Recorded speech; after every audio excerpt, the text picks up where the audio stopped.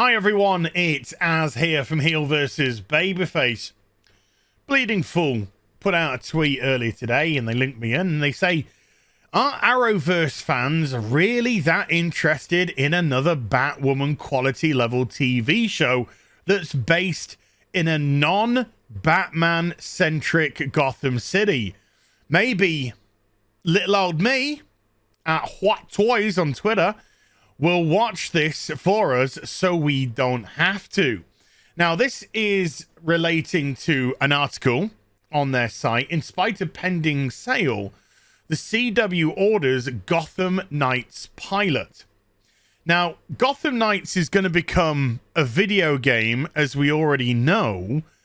And from what I can recall, it's being written by some very progressive people. Yay. Okay, no. According to The Hollywood Reporter, despite recent concerns about the CW's prospective sale, the network has been moving through with new programming, including the Supernatural and Walker, Texas Ranger, prequels. Now, you may recall Supernatural finished technically a couple of years back. I think last year it finished. After 15 seasons.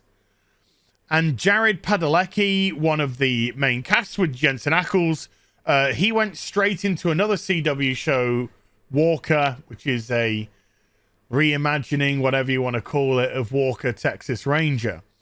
Now they're looking to do a prequel to that show, as well as a prequel to Supernatural. Do you see the connection? The connection, of course, being the fact that Supernatural was their most successful show. Ay Chihuahua. As well as a pilot order for Gotham Knights, which they also want to turn into a TV series.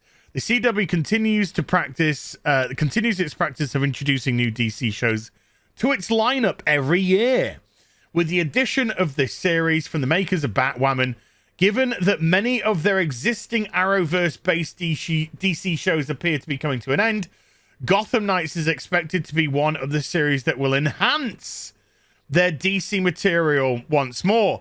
Again, from what I can recall, Gotham Knights is set in a Gotham where Batman's been killed, and the main protagonists are Robin, Nightwing, Red Hood, and Batgirl. Remember Batgirl? So they would be looking to do a show, theoretically, with those four as the main protagonists, once again, like Batwoman, without a Batman. Now, I'm more than happy for Batman not to go anywhere near the CW. Maybe that's a requirement that he can't.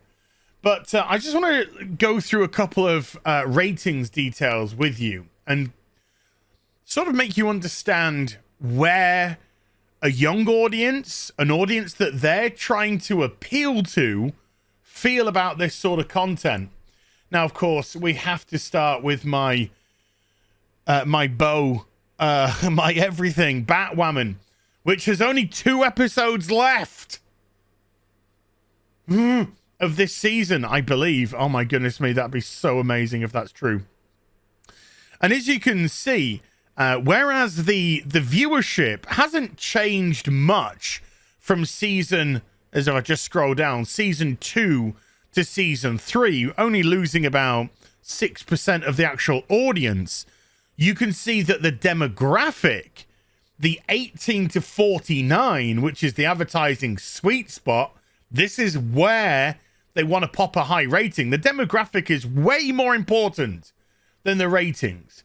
This show could get 2 million people watching, but if it had a demo of 0.9, 0.8, 0.7, no. But the demo from 18 to 49 is down 29% from last season,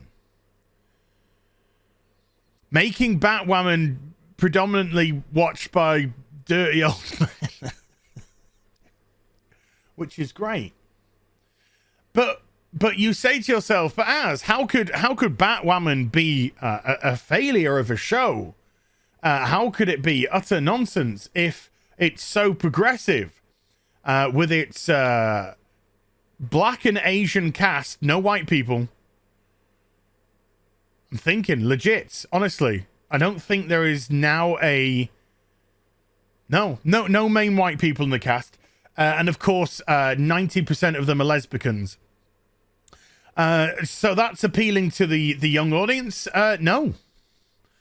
No, the last two episodes did slightly better, but the only reason why the last two episodes did slightly better is because of the introduction of Poison Ivy, an established Bat villain.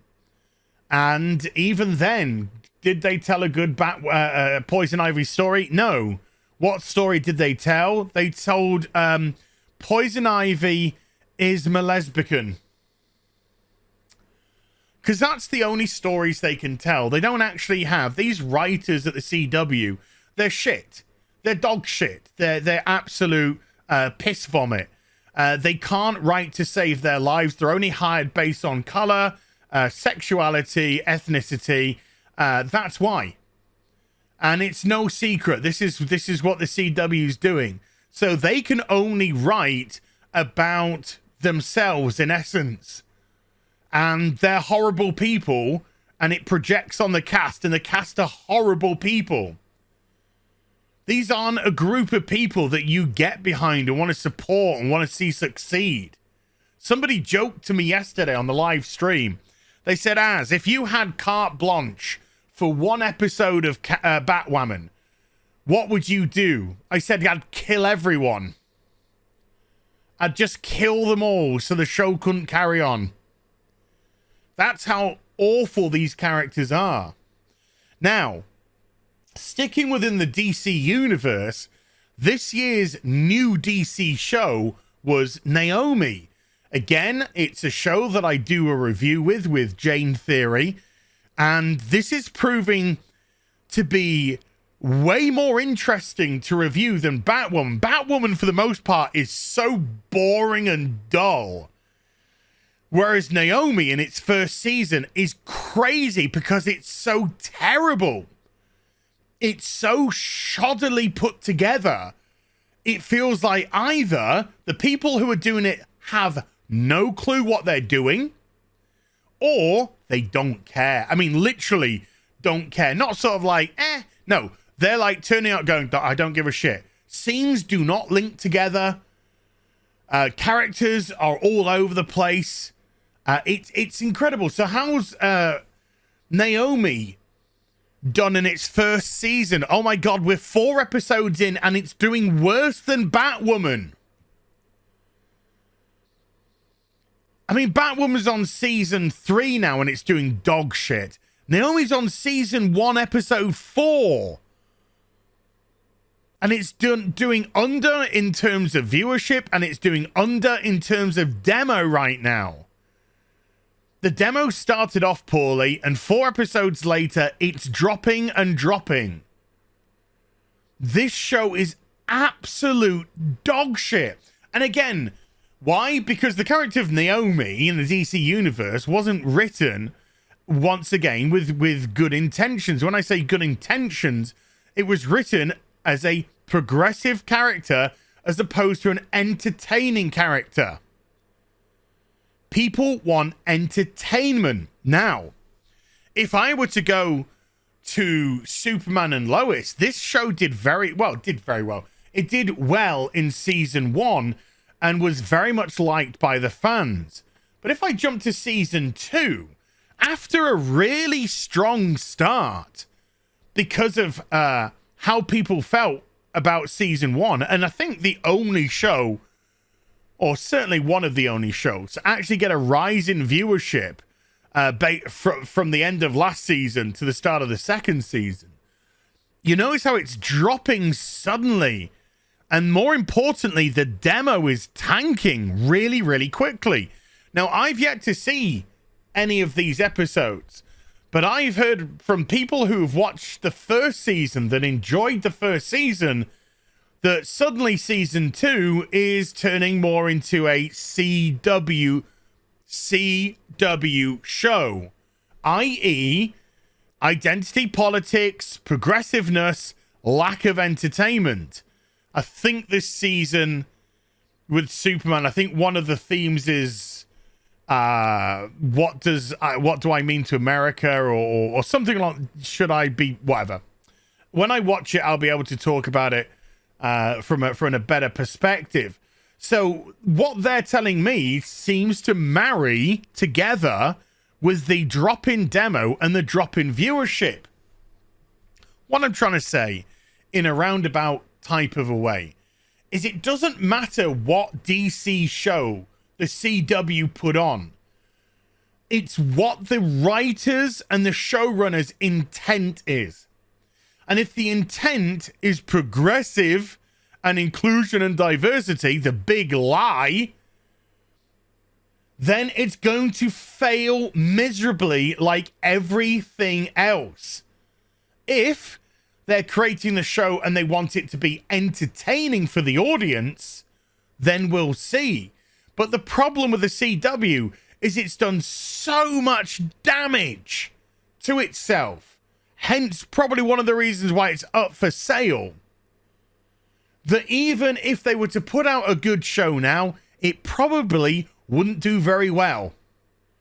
And it wouldn't do very well because of the past track record. One of the apparent conditions of the sale, or not apparent conditions, what potential conditions of the sale, is that Warner Media, CBS, because I think it's those two companies that create the content for this technically, they would still be allowed to make the content for the CW even after they've sold it. I could not even envisage why you would buy this dog shit network. Not at all. So, bleeding fool, I say to thee, it doesn't matter. It really doesn't matter, because the intention has to be one of entertainment, and it won't be. We all know that in those four characters, which are in the comics, white, straight, cis, hetero, whatever you want to call them, we've already had Tim Drake's Robin co-opted to be gay now because progressiveness. We've already seen Batgirl in the HBO movie race changed and tagged together with a trans best mate because progressiveness. Who knows what they might want to do with Nightwing and Jason Todd. But we all know that they won't be the classic heroes that they've been in the comics. No. The CW will race change them. They will sexuality change them, etc., etc., to fit and form their narrative. And when you do that, the immediate thing that you say to your audience is, we aren't producing a show for you. We're producing a show for our progressive ideological ideas. So go fuck yourself. Hope you enjoyed the vid. If you did, do give it a thumbs up and also subscribe to the channel. Follow me on social media and YouTube for live streaming. Links are in the description box down below. And I'll be back with some more stuff very soon. You take care. Bye for now.